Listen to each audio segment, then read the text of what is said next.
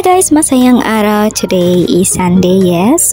After nga pala mag-driving school or mag-practice ng drive ni Daddy Edmar, samahan nyo kaming mamili sa palengke.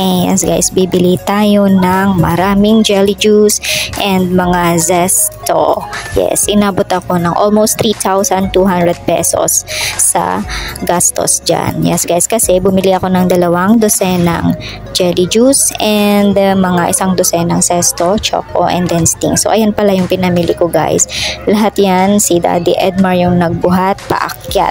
Yes, kasi doon kami sa pinakailalim ng Commonwealth Market bumibili ng mga yan kasi nandun yung mga wholesale niyan. And right after that, syempre nagpagasolina rin si Papa and nagtaka ako and nagulat kami pala kasi 48 pesos na lang per liter ang diesel dito sa kanto malapit sa amin sa may clean fuel. And nakauwi na nga rin kami guys. And yan guys, ito yung mga nakatambak na paninda ko dito sa may kusina. Napakadami. And di ko alam paano ko umpisahan na naman mag-ayos at magligpit niyan.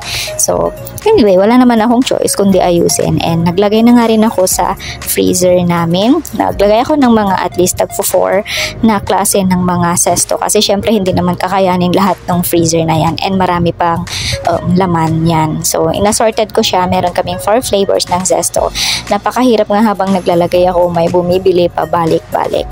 And after nga nyan guys, naglagay na rin ako ng mga zesto. And syempre, nag-grocery na ako. Buti na lang, dineliver ni Kuya Manuel yung mga grocery ko. So, habang nag-ayos ako ng mga noodles, yan, may mga bumibili. So, medyo napapatagal talaga yung trabaho.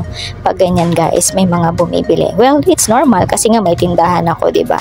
So, inayos ko yan. May lagayan ako guys ng mga noodles kasi may mga ipis pa rin talaga na nakakalusot at mga bubwit na nakakalusot dito sa tindahan. Open kasi guys yung tindahan namin.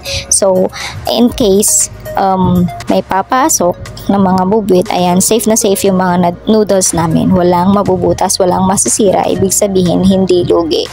After ko nga naman mag-ayos ng mga noodles, inayos ko naman yung mga tinapay. So, ang system natin sa ganito, of course, FIFO. F-I-F-O. First in, first out.